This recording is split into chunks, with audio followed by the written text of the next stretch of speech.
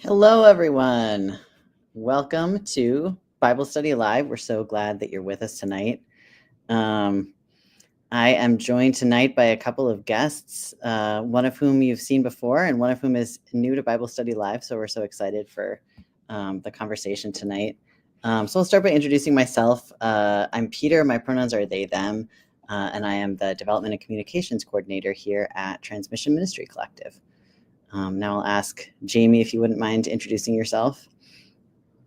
Sure. My name is Jaymee. My pronouns are she, her. I'm a community member with TMC. I've also been involved with the prayer team and briefly with support groups. In addition to my work with TMC, I'm also a seminarian at Pacific School of Religion. Wonderful. Mac, you want to introduce yourself? Yeah, it's good to be back. I'm Mack. Pronouns are he, him. I've been doing Bible study live with TMC now for almost a year now. Coming up in February, it'll be a whole year of doing this, which is it's been a lot of fun. So glad to be back. That's amazing. I can't believe it's been a year. Yeah, yeah. Oh, also, I do. I'm a PhD student in New Testament, so relevant for this conversation. Yeah. I love that we've got a couple of scholars on the live this time. It's fun. Yeah. Yeah, I'm looking forward to hearing both of your thoughts for sure. And Mac, you were actually the one that suggested this passage for tonight. Can you say a little bit about why you thought this was a good one for this moment?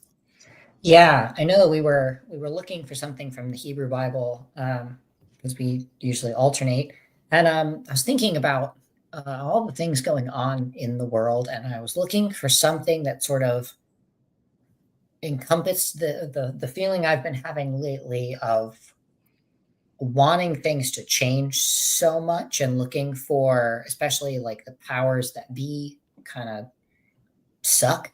And so I was trying to think of like what passage really encompasses this feeling of like this is not the way that I want this to be, and I'm ready for it to be different. Mhm. And thinking of honestly, I thought of the Magnificat first, and then after that, I was like, there is a history of mothers praying some pretty revolutionary prayers, and so I thought of Hannah's prayer in First Samuel, and I like the.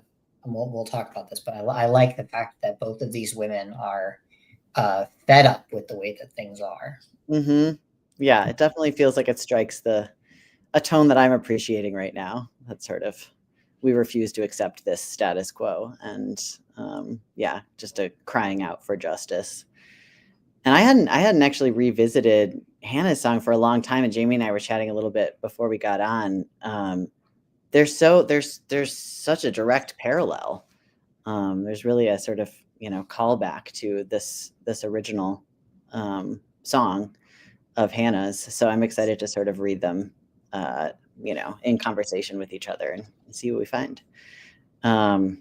Before we do that, though, we usually talk a little bit about what the background is for the passages we're going to be reading. And as I was kind of diving into this, I thought it might actually be nice to read a chunk of the previous chapter just so we get a little feel for who Hannah is, like who this person is that is singing this song, saying this prayer. So I thought it would be nice to start by reading 1 Samuel 1 through 20, which is the sort of lead up to like why Hannah prays this prayer. Do either of you want to start by reading that part, 1 Samuel 1 through 20? I'm willing to. Great. Sounds great. Thank you, Jaymee. Okay.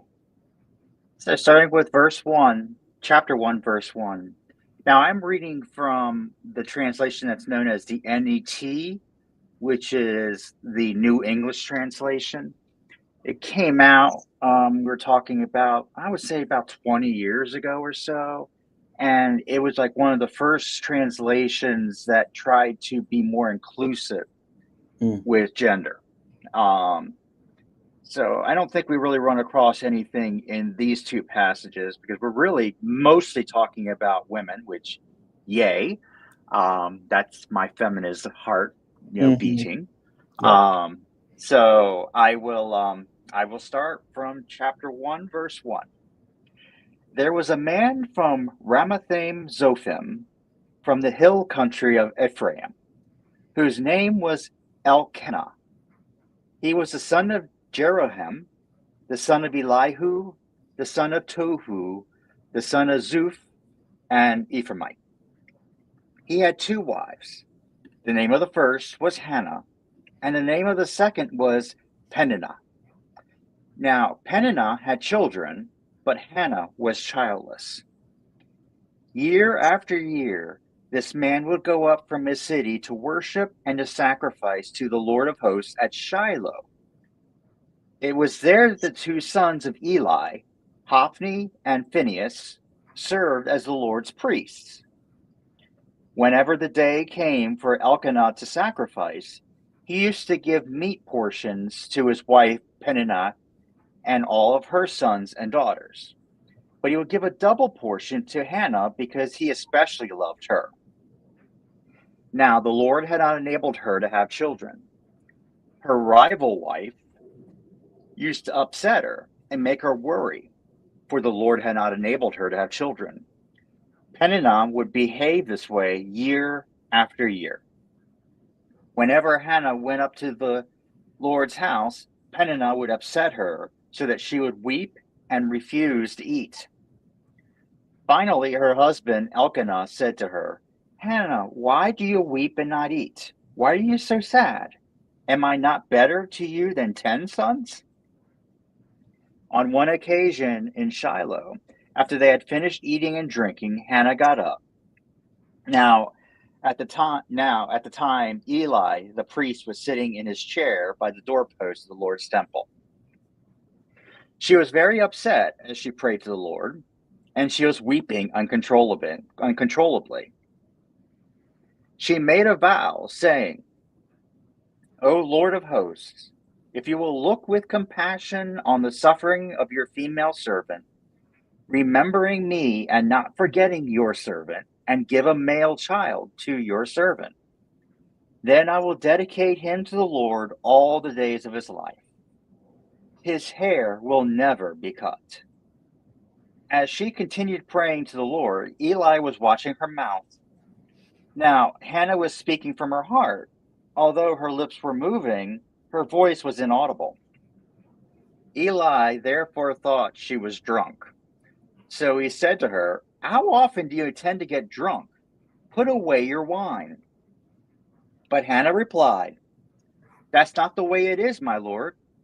I am under a great deal of stress.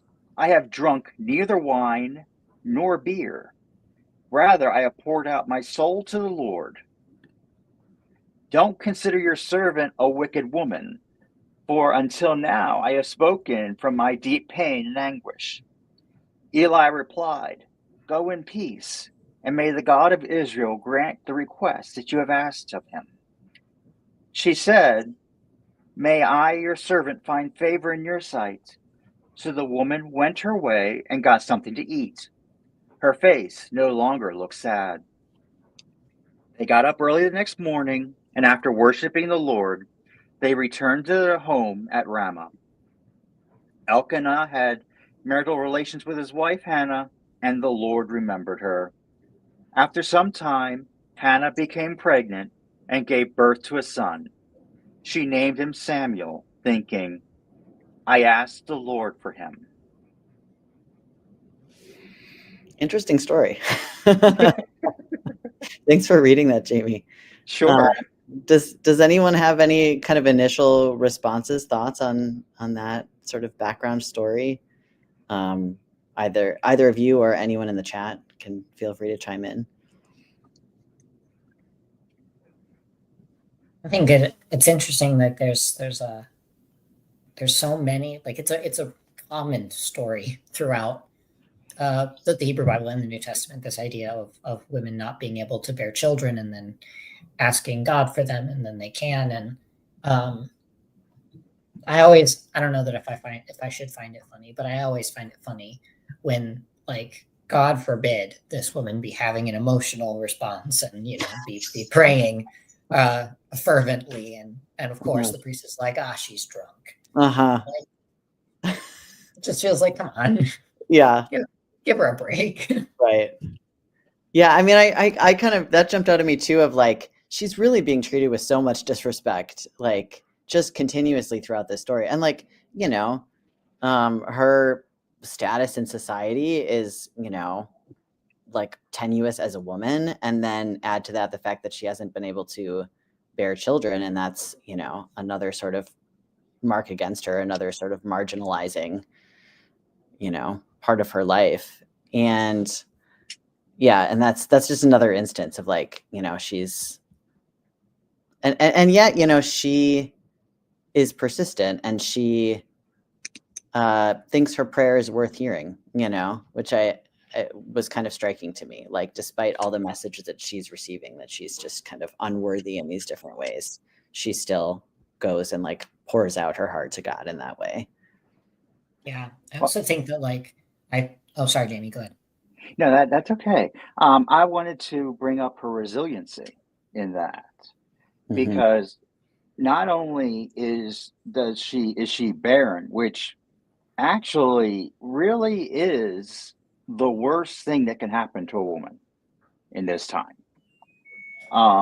Because we don't know if there's an age difference between Elkanah and Hannah, but more than likely there probably is. And it would be more than likely that Elkanah is older than Hannah. We can talk about that when we talk about Mary and Joseph. And if Hannah doesn't have any children, particularly male children, there in essence will be no one to take care of her when Elkanah passes away. So we talk about it elsewhere in the Hebrew Bible as well as the Christian Bible, that widows and orphans are the most tenuous in society. And in essence, Hannah would be both in that situation. So any form of support, she would be definitely destitute and in need of outsiders coming in and taking her in. So the fact that she is actually barren, and also because that there's this rivalry, because let's face it, the two wives, there's a rivalry there. She would be in a very bad position, where Peninnah, the other wife, would be in a much better position. We don't really know how many children she has, but we know that there's plural. It's more than one. And sons and daughters actually is referenced. So Peninnah being basically jealous of Hannah, because the text says Elkanah loved Hannah, more likely loved her more than Peninnah. Where else have we seen that in the Hebrew Bible? Jacob, anybody hear Jacob? And again, that's another interesting story of a barren wife as well. And actually, it's also fascinating that the most favored wife is the barren one. That's an interesting thing to look into as well. So there's a resilience that she's putting up with constant degradation. It's like Peninnah's basically saying, what is wrong with you? Because again, everything points to the woman. It's always the woman that has a problem. And so I think there's a resilience that Hannah displays, as well as a courage, because she's alone praying at the temple. And you can say whatever you want with Eli, but Eli is proven later not to be the greatest man of observation at times. I think I'm going to say that lightly. I mentioned the two sons of Eli. Well, they're actually very wicked. These two boys, and it's sort of like Samuel actually eventually becomes their replacement. Yeah, so there's much more to this story coming down the pike, apparently. Yeah, I'm sorry. I'm just scratching the surface. Things in as holes, so I apologize for jumping in on that. No, I think it really does give some interesting context to sort of like Hannah's position in this whole sort of, structure, social structure that she's a part of.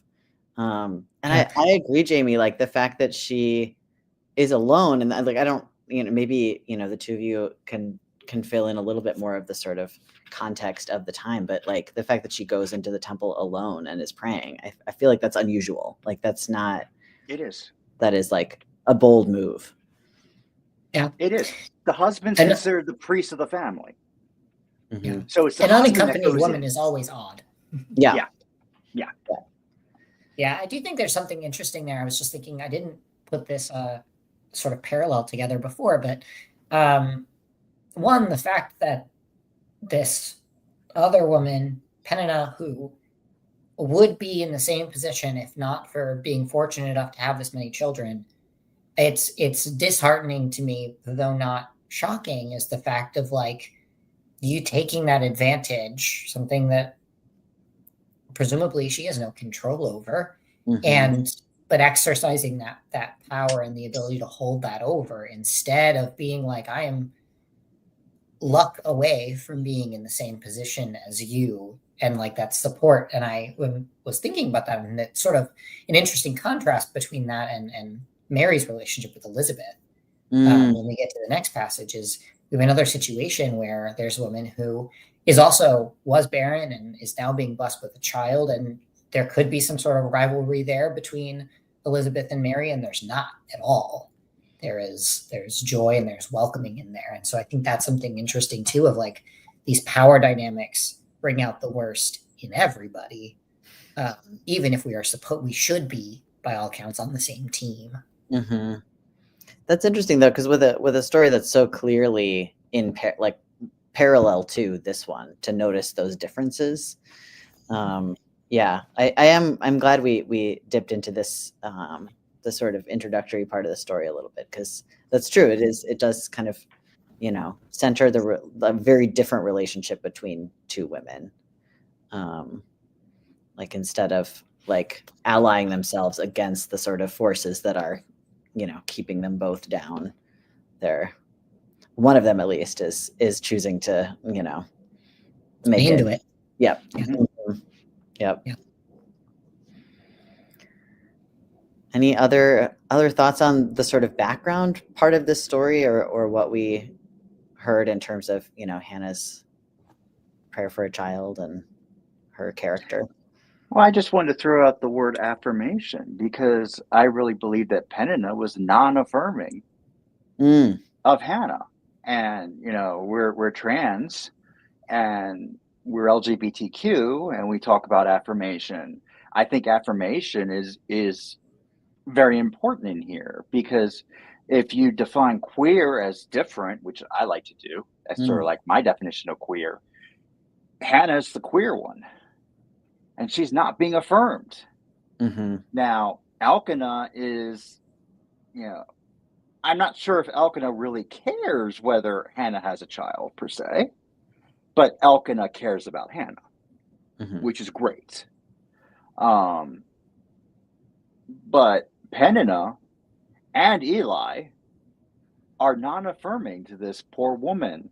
The fact that, you're in a temple, and how many times in church have people seen people pray and their lips moving?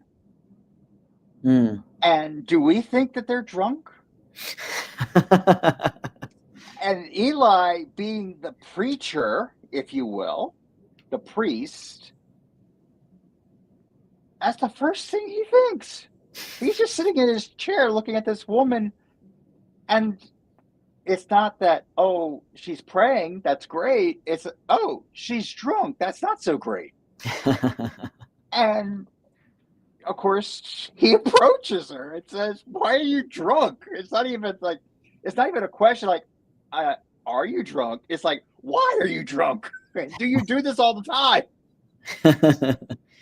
Yeah. Sorry, Eli is not one of my favorite characters. No, I think that's understandable. But I like that. I like that sort of connection you're drawing, Jaymee, too. Like, noticing like who's the sort of marginalized person in this story, and like what are the responses of the people around her, and like sort of what different examples are we being given of how we can respond to someone in that kind of position of vulnerability.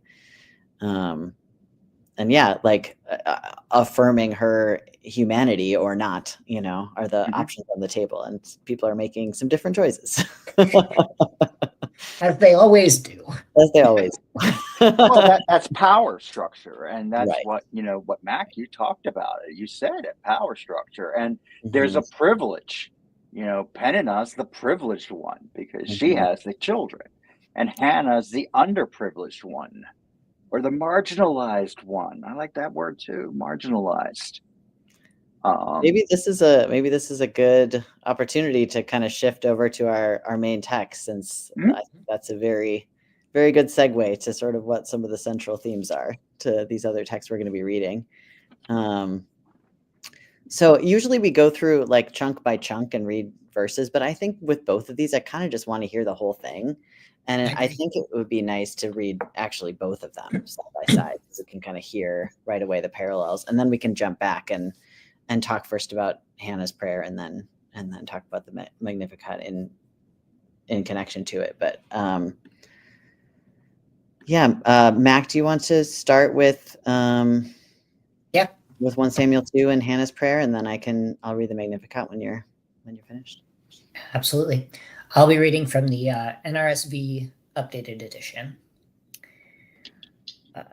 Hannah prayed and said, "My heart exults in the Lord. My strength is exalted in my God. My mouth derides my enemies because I rejoice in your victory. There is no holy one like the Lord, no one besides you. There is no rock like our God. Talk no more so very proudly. Let not arrogance come from your mouth. For the Lord is a God of knowledge, and by him actions are weighed. The bows of the mighty are broken, but the feeble gird on strength. Those who are full have hired themselves out for bread, but those who are hungry are fat with spoil. The barren has borne 7, but she who has many children is forlorn. The Lord kills and brings to life. He brings down to Sheol and raises up. The Lord makes poor and makes rich. He brings low, he also exalts. He raises up the poor from the dust. He lifts the needy from the ash heap to make them sit with princes and inherit a seat of honor.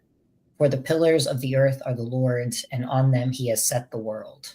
He will guard the feet of his faithful ones, but the wicked will perish in darkness. For not by might does one prevail.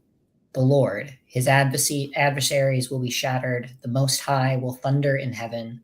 The Lord will judge the ends of the earth. He will give strength to his king and exalt the power of his anointed. All right. I'm going to read also from the NRSV updated edition, Luke 1:46 through 55, Mary's Song of Praise. And Mary said, "My soul magnifies the Lord, and my spirit rejoices in God my Savior, for he has looked with favor on the lowly state of his servant. Surely from now on all generations will call me blessed, for the Mighty One has done great things for me, and holy is his name. Indeed, his mercy is for those who fear him from generation to generation. He has shown strength with his arm. He has scattered the proud in the imagination of their hearts. He has brought down the powerful from their thrones and lifted up the lowly. He has filled the hungry with good things and sent the rich away empty. He has come to the aid of his child Israel in remembrance of his mercy, according to the promise he made to our ancestors, to Abraham and to his descendants forever." Powerful stuff. Yeah. 2 women who are fed up and ready for something new. Yep.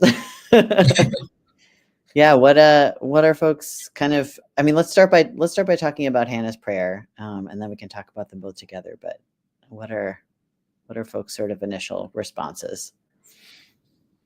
Yeah, my first thought is that I think at least sometimes now when we think about prayer, when we talk about prayer, there can often be like these discussions of, well, needing to sort of take a high road maybe, and not sort of want justice, but sort of focus on focus on more positive things. And I think that there's something to be said for the fact that you can tell from Hannah's prayer that Hannah's gone through some stuff and she has been treated badly by a lot of people. And you can tell there is a bit of like vindication in her prayer, which I can really appreciate. And I think there's something to be said for the fact that it's okay to want vindication. It's okay to be like, no, it's about time that things get set right. Yeah.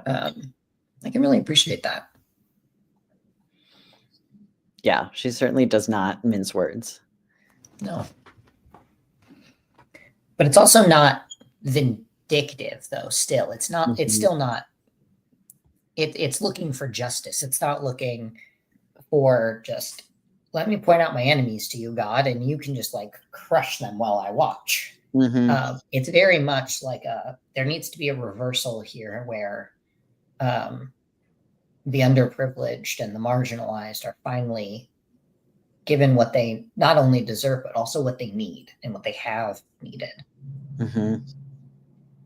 Well, no, I mean, it's definitely, I agree with that.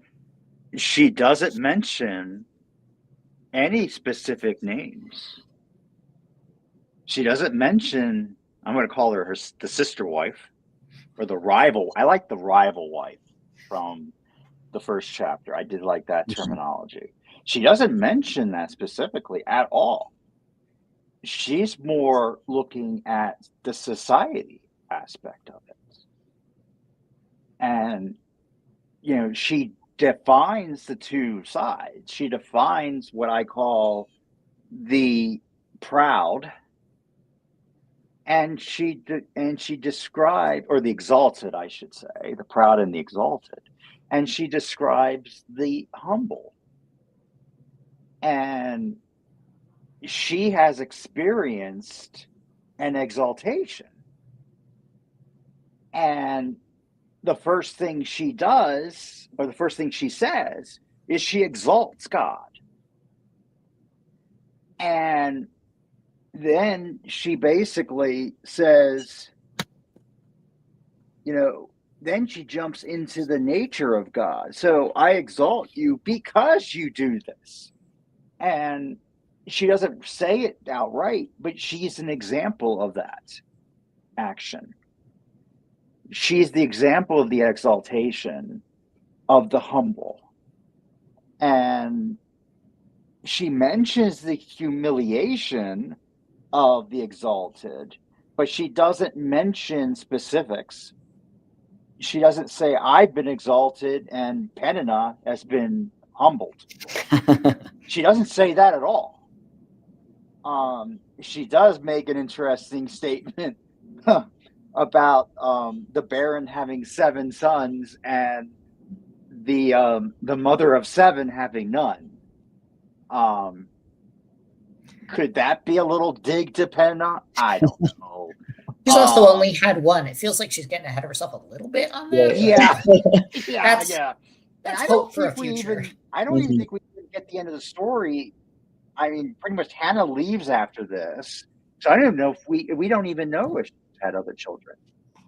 It's called faith right there. Yeah. Well, that's true. That's true. But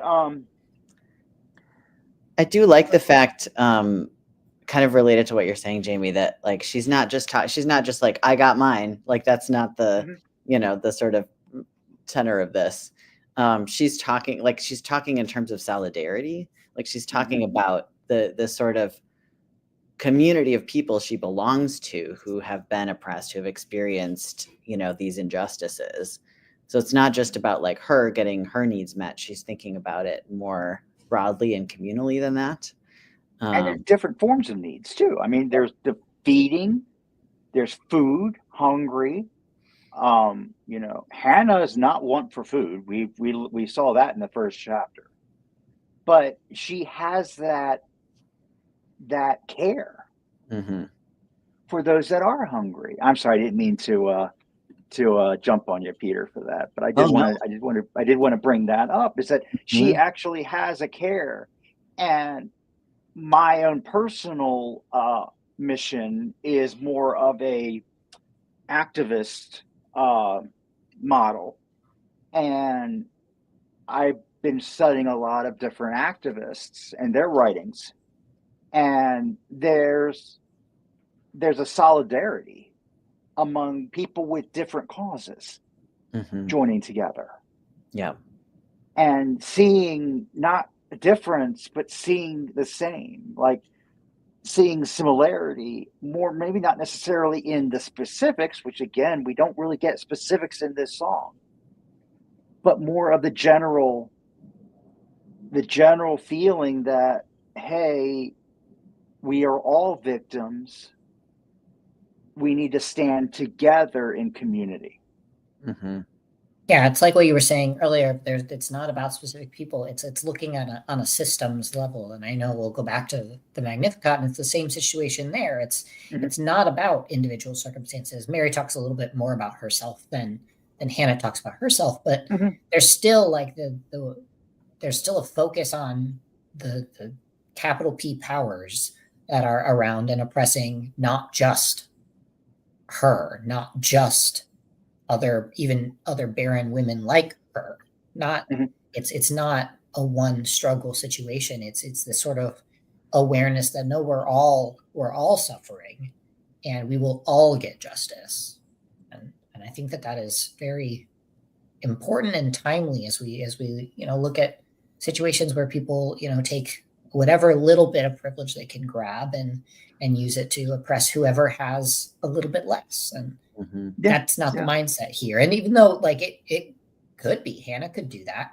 She could be like, great, now I have a child and I'm the most loved wife, and now watch this. Sitting pretty. She doesn't.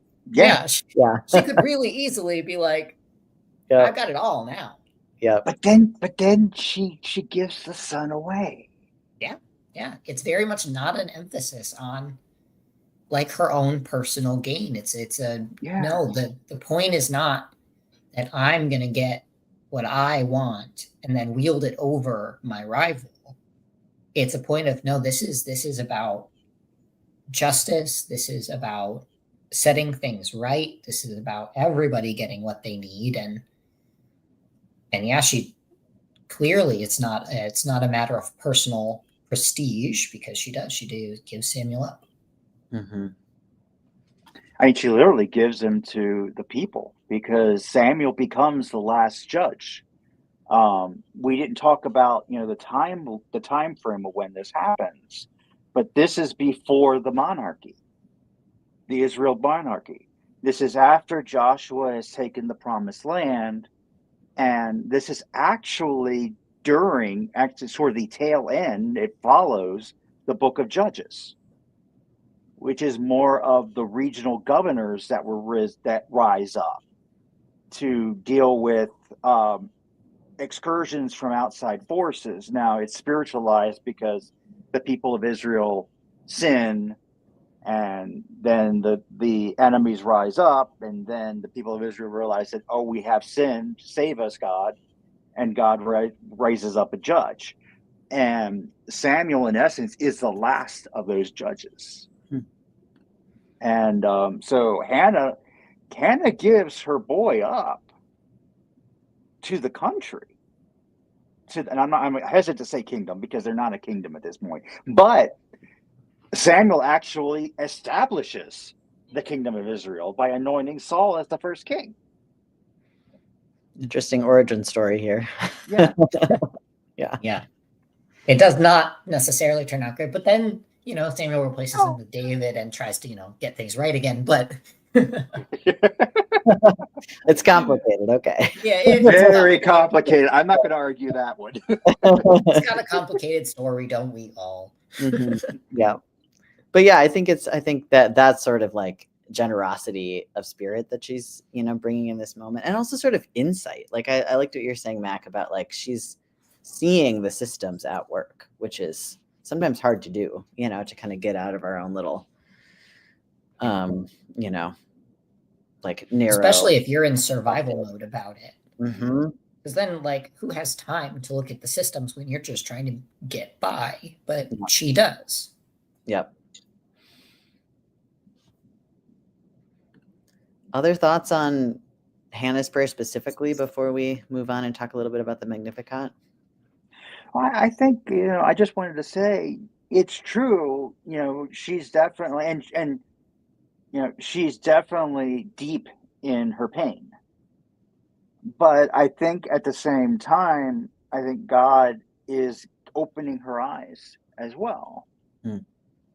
And, I know I don't like extrapolating what's not in the text when we're talking about the text.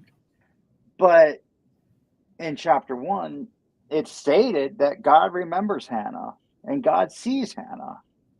So there's an indication of a personal touch there. And I think that God touches Hannah, and Hannah has an epiphany. And I think I think her song is a outshowing of that epiphany. And that can seg right into the Magnificat, because I believe that the Magnificat is the same thing, that Mary has this epiphany. And that's where the Magnificat comes from. We don't really, and I don't mean to jump on what you're trying to say, Peter, about moving on, but we don't have the same kind of history about Mary that we do about Hannah. That's true. Yeah, I mean, let's move into that. Yeah, what do we know kind of coming into this other prayer that is so similar in many ways? Yeah, Hannah's, as far as we know, Mary would have not been barren. I mean, I guess we don't know. She's young, obviously. She's unmarried. She's a virgin, and so we don't know anything about that. But by all accounts, we have no reason to think that she would have been barren. The barren woman in this story is Elizabeth. Elizabeth, yes. Yeah, but she does have this encounter with divinity through the Annunciation, through Gabriel coming. And I think that it's interesting. One of the interesting sort of contrasts is the fact that Hannah's praying for a child. Mary's not. Yeah, Mary's not really praying at all. No, we know nothing about Mary's. Even we don't know anything about her spirituality personally. We don't know anything about her until God intervenes and Gabriel shows up and says, "Guess what? You're gonna have a kid." Yeah, you're gonna have a baby. And so it's such a different situation and such a different scenario, which is one of the reasons why I think it's so cool that these two women end up with the same. I mean, likely Mary knows the story and knows this, but it's just interesting that there's this sort of camaraderie. I can't say that word, between these two women, even though they're coming from such completely different sort of setups to their stories. Mm-hmm. Well, I mean, Elizabeth is almost in the position of Hannah. And I don't think we can ignore Elizabeth, Mary's cousin. We can't, because I think part of the epiphany I'm talking about, yes, the epiphany that, that God is this powerful, that a woman, a girl, I am going to say it, I believe that most scholars just basically age Mary at being 13. So I would say there's no even thought of barrenness on Mary's side at all. And she's not even thinking of having a kid because she's not married. She's betrothed. There's a difference. And she's promised to be married. And I think it's in Luke. We hear about Joseph, and Joseph wanting to put her away quietly when he finds out that she's pregnant. So in the case of Hannah, it's a moral pregnancy, if you will. In the case of Mary, it's not so moral on the surface. But Elizabeth is more in the Hannah role, because Elizabeth is the married woman who's barren. And she's pregnant too. And Mary gives this song of praise after Elizabeth greets her, and the baby who will become John the Baptist leaps for joy in Elizabeth's womb. And Elizabeth says this to Mary. And this spawns the song. Yeah, it's interesting. We were talking with Hannah about, this person praying this prayer who's in this very vulnerable position or in this very marginalized position within society. And I mean, from that description, it seems like Mary is maybe even more so. In fact, I'm not sure praise would necessarily be like the natural response to the situation that she finds herself in. But, the sort of central idea that we've already started talking about and that carries through is this reversal, as you called it, Mac. Like, so, like this position I find myself in now is not the end of the story and is not reflective of like God's vision for creation. And so like, it's these really similar phrases of reversal, And this looking at, I like, let's see, where is it?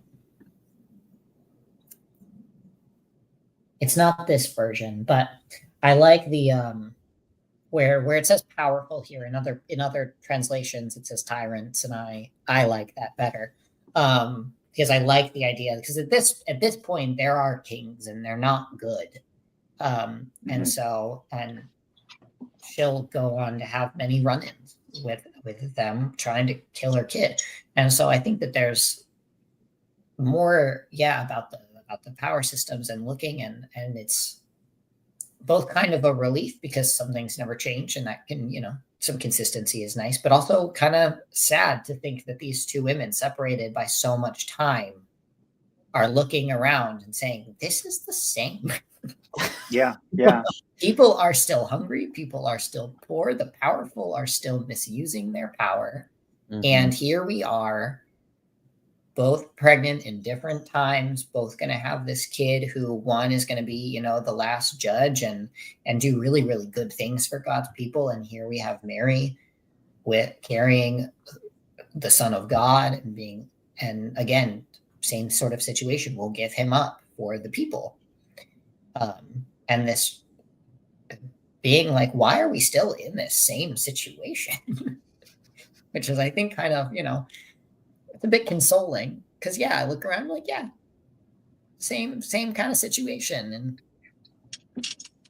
I think it's a worse situation. Well, yes.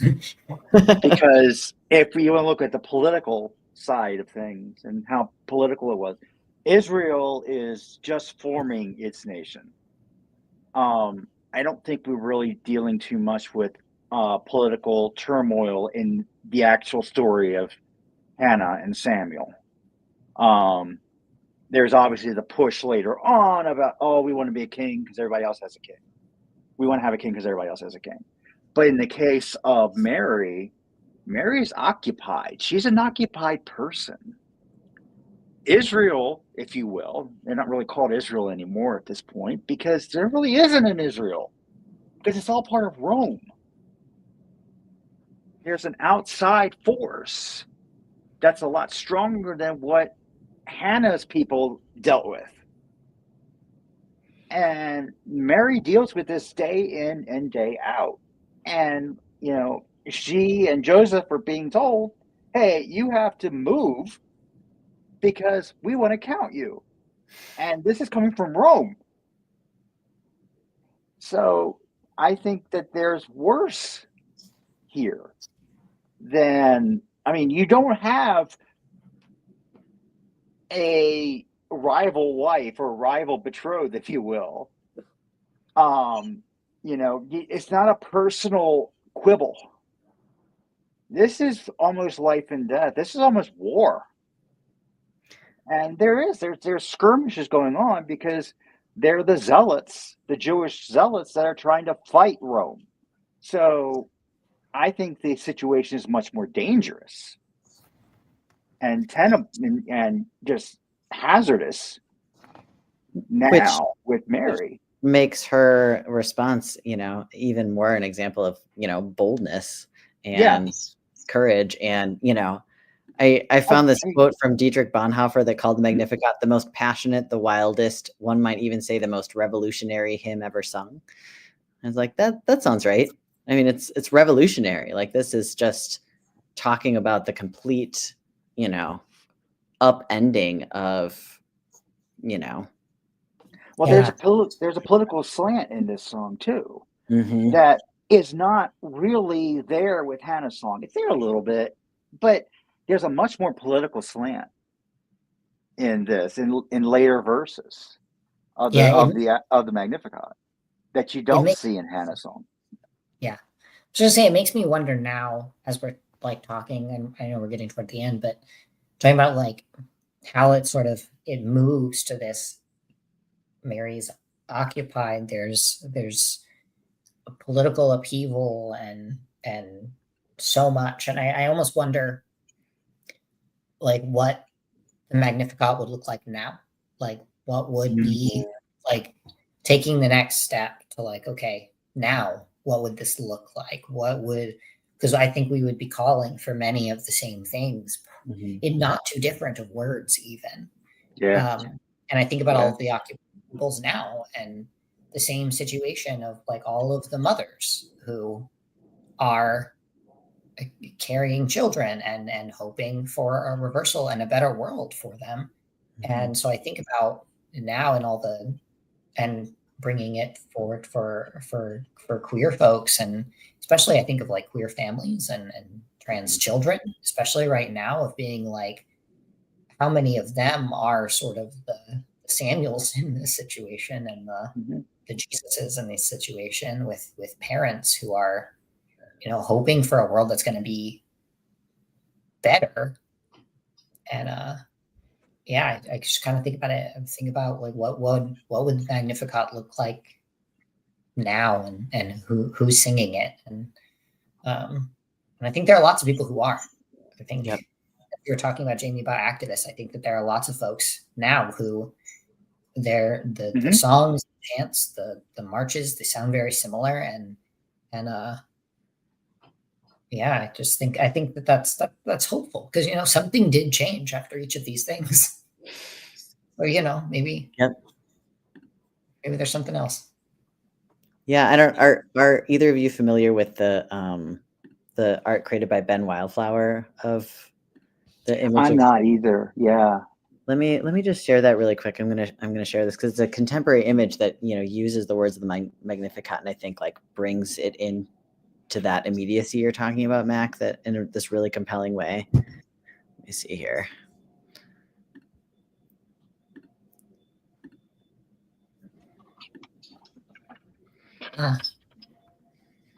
And I love how the words of the Magnificat, the way that he uses them, are sort of this a kind of call to action. They're sort of phrased in that way. It's like this is the work that God is doing that we are called to take part in. Yeah, to raise the fists of solidarity. I like that. Yep. Yeah, he said about this, there are enough images out there focusing on the lowliness and meekness of Mary. I wanted to make one that highlights her holy rage and her indictment of an economic system built on idolatrous ideas about what kind of people do or don't deserve things like food and shelter.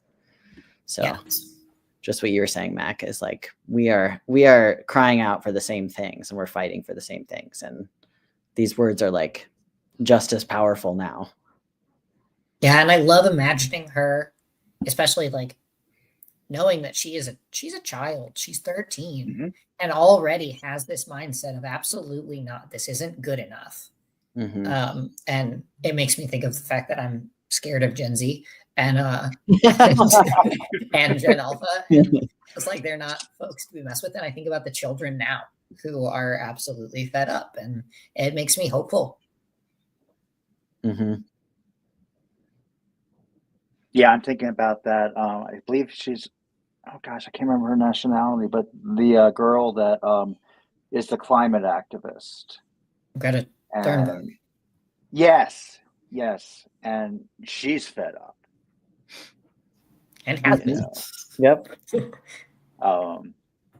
Yeah, I remember the shot of her staring at Donald Trump, and just the look on her face is like, I'm fed up and I'm not taking it anymore. Mm-hmm. Yep. Well, we're getting to towards the end of our time. I wonder if you would each be willing to share sort of what your main takeaway is from the conversation today, sort of what's sticking with you.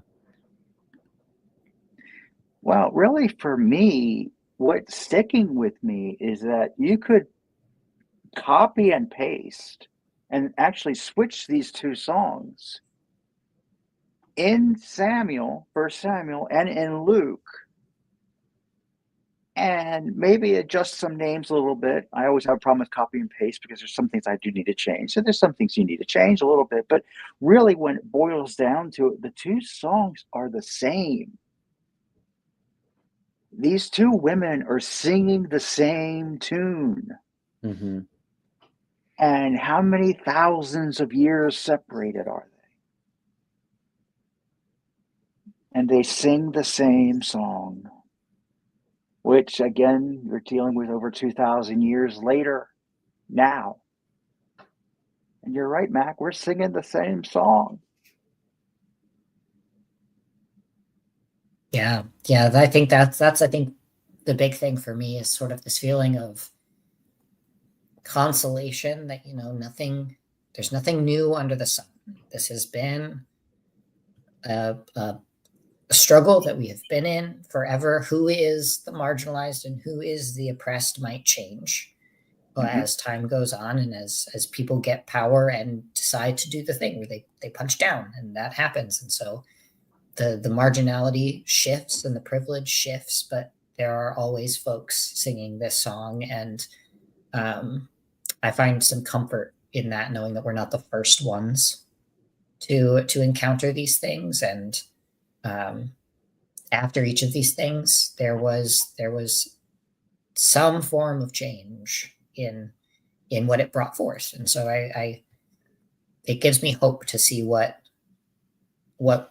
is going to come next for all of us and this round of the battle. Mm-hmm. Yeah.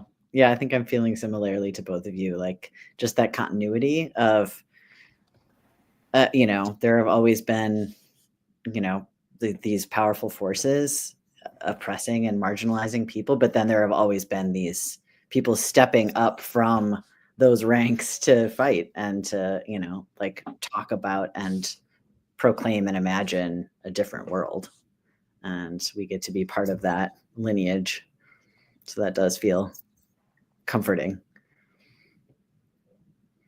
Well, thank you both for joining us today and being part of the conversation. Our next Bible study live is going to be on February 19th, same time right here. So we are looking forward to seeing you there.